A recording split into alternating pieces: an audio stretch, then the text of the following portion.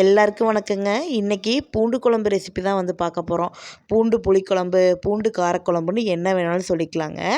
இதுக்கு ஃபஸ்ட்டு ஒரு மசாலா அரைக்கணும். அதுக்கு வந்து பார்த்திங்கன்னா, கடாயில் எண்ணெய் வச்சு 1½ ஸ்பூன் மிளகு போட்டுக்கிறேன். அப்புறம் சீரகம், கூடவே கொஞ்சமாக வெந்தயம் போட்டுக்கிறேன். வெந்தயம் அதிகமாக போட்டால் கசப்பு தட்டிரும்.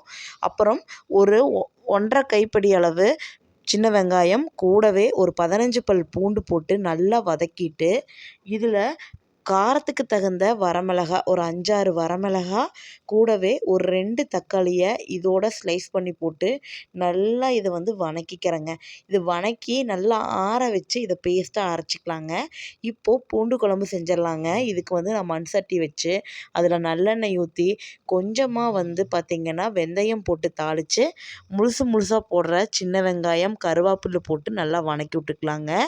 2 வரமிளகாயை இதோட கிள்ளி போட்டு நல்லா இந்த வெங்காயம் வதங்கினதுக்கப்புறம் நல்லா ஒரு 2, 3 கைப்பிடி அளவு பூண்டு வந்து போட்டுக்கலாம். பூண்டு நிறையா போட வரைக்கும் டேஸ்ட் நல்லாயிருக்கும்.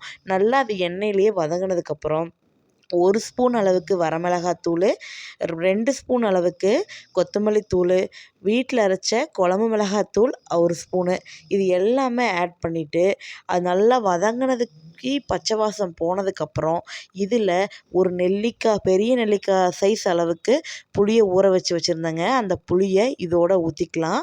அந்த புளி ஒரு கொதி வந்ததுக்கப்புறம் அரைச்சி வச்ச மசாலா பேஸ்ட் ஊற்றி அது கூடவே தேவையான அளவு தண்ணி, கெட்டியாக வேணும்னா தண்ணி கம்மியாக வச்சுக்கலாங்க.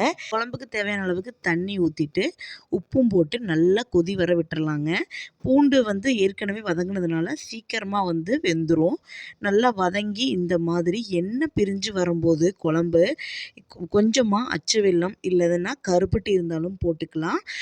அப்படி இல்லை அப்படின்னா கரும்பு சக்கரை கூட 1 ஸ்பூன் போட்டுக்கலாம். எதுக்காக அப்படின்னா இந்த புளிப்பு காரம் எல்லாம் பேலன்ஸ் பண்ணுறதுக்காக. இந்த மெத்தடில் பூண்டு குழம்பு வச்சு பாருங்கள். நம்ம தேங்காய் சேர்க்காதனால 2, 3 நாளைக்கு கெட்டு போகாது. டேஸ்ட் சூப்பராக இருக்குங்க.